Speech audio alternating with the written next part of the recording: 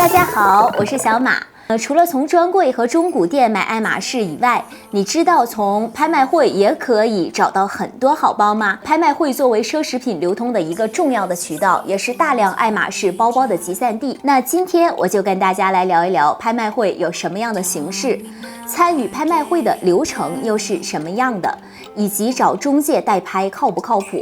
视频中我也会分享一些就是我自己的真实的经验，感兴趣的话我们就一起看下去吧。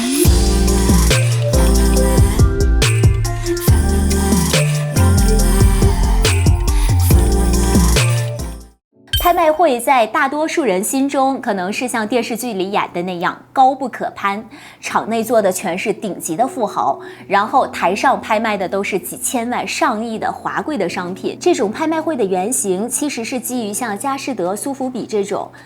有个人买家参加的高端的拍卖会。这种拍卖会上拍卖的普遍是顶级的古董啊，还有珠宝啊、艺术品以及收藏款级别的包包，例如像喜马拉雅这类的。还有的呢，就是像我手上的这款特别定制的流苏款的包包。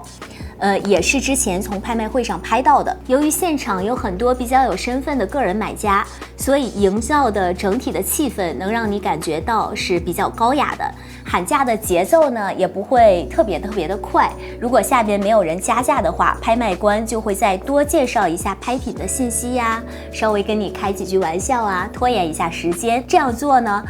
是因为毕竟每件拍品价格都非常的高昂，得给现场的观众以及场外的拍客多一点时间思考和犹豫一下，这样能得到一个更高的竞价。但是我刚刚说的这种个人买家参与的高端拍卖会，从这样的拍卖会上拍出的大多都是这种珍藏款的爱马仕。那在日本本土来说的话呢，比较常见的拍卖会都是比较怎么讲接地气的那种氛围，跟佳士得也是完全两种感觉。佳士得感觉像一个怎么讲优雅的艺术鉴赏会，而日本的拍卖会呢，却有点像菜市场上抢打折的蔬菜一样。因为这样的拍卖会经常一天要拍掉2-3千件拍品，所以每一件拍品拍卖的速度非常的快。拍卖官会像举起一颗大白菜一样，然后还没有等你看清楚呢，下面的拍客就刷一通报价。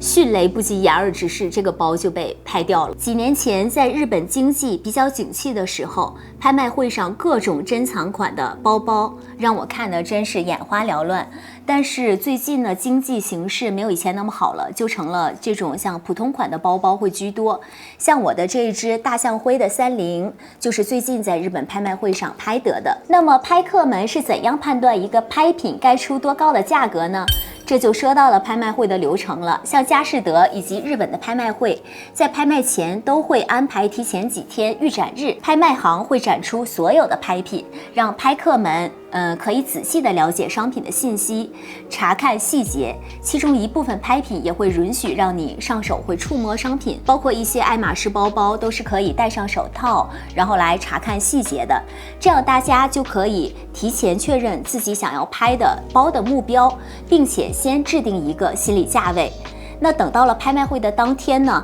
能不能拍下你想要的拍品，这个就是真正考验你的技术和理性的时候了。我一直以来只有拍过爱马仕的包包，经历呢也不算特别丰富。自我总结下来呢，就要谨记，我觉得差不多是2点是大家要谨记住的。那么第一点呢，就是要沉住气，多观察一下别人的出价的情况，也看看都是什么样的人在跟你竞价。自己最好不要频繁的出价，以免别人看出你特别想要这个包，就可能会恶意的去跟你进行抬价，这就让你本来可以稍微低价钱拿到的包包，却又像这种拔河比赛一样，把价格哇的一下就炒上去了。那第二呢，要牢牢遵守自己心里的价格以及它的上浮的空间。因为怎么讲呢，这个价格呢是在你提前经过理智的分析得出来的价格，但是如果你在现场，你看到拍客不停的加价，那你自己可能就会跟着哇的脑袋一热，冲动起来，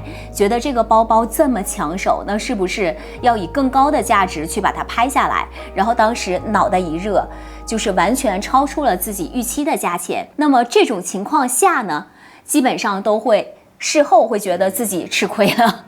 所以拍卖的时候真的是举牌一时爽，事后反应过来的时候真的是哇，剁手的心都有了。那拍卖成交后就需要付款了，像佳士得的话呢，除了收取拍品、落锤价和一些税费之外，还会收取一笔买家酬金，大约是14%到25%这个区间。但是日本的拍卖会呢，买家的酬金大约是5%到15%这个区间。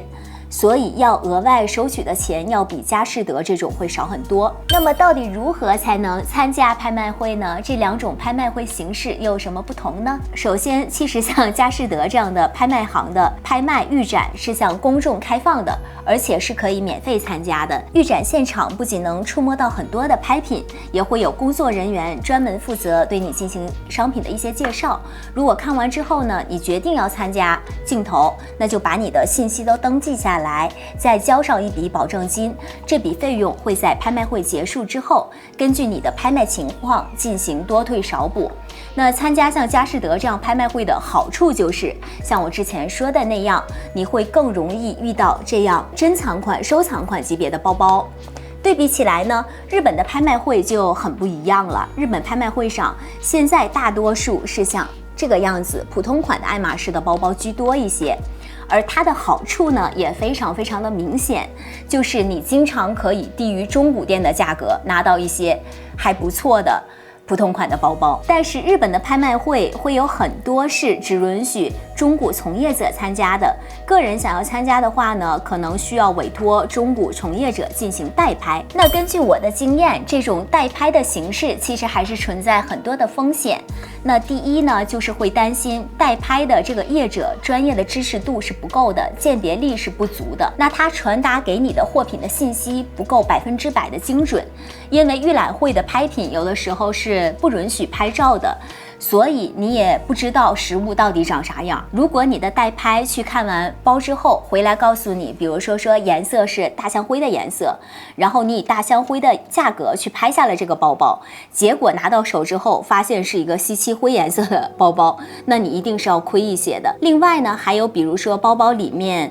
有的是刻了前主人的名字的，或者是包包磨损有很严重的地方，代拍的人看得不够仔细的话呢，就没有办法得到这些信息。等到拍回来之后，你就可能会对拍的这个包会很失望。这里面呢，就是跟大家分享一下我自己亲身经历过的一个事儿哈。几年前，我曾经找人帮我代拍了一只当时是中古的黑金布克斯皮的 Kelly。等拿到包包呢，其实我发现它的包扣是那种就是夹子款的，是那种旧款的包扣。但是呢，我根本之前没有得到这个信息，我给出的价格呢却是新款包扣的价格。由于那个帮我代拍的人呢，并不知道这两款就是由于包扣不同，他们是存在价格差异的，所以没有告诉我这个非常关键的细节，那就给我造成了很大的损失。但是这个包就算我拿到之后后悔了，也是没有办法退货的。总而言之呢，代拍这种形式，我个人觉得风险还是比较大的，建议谨慎选择。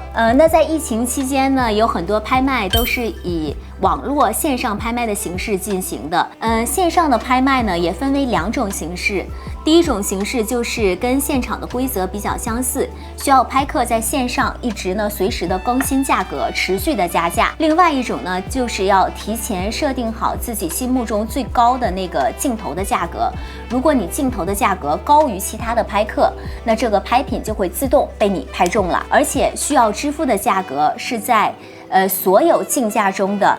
第二个高价的基础上再加上一个数值。那可能我这样说意思不是很明确，比方说竞价全场的最高价值，你出的价格是350万，而第二高的竞价是300万，那你就赢得了竞拍。那你最终需要支付的价格呢，可能就是说310万这个样子。这种拍法的优势呢，就是你不需要一直去跟进价钱，但是缺点也非常的明显，就是你没有办法实时调整你的策略。如果临时再想加价或者是减价，这样就是不可能的了。好了，以上就是我今天的分享，不知道有没有让你对拍卖会更加了解一点呢？如果喜欢我的视频，欢迎订阅我的频道，下次见。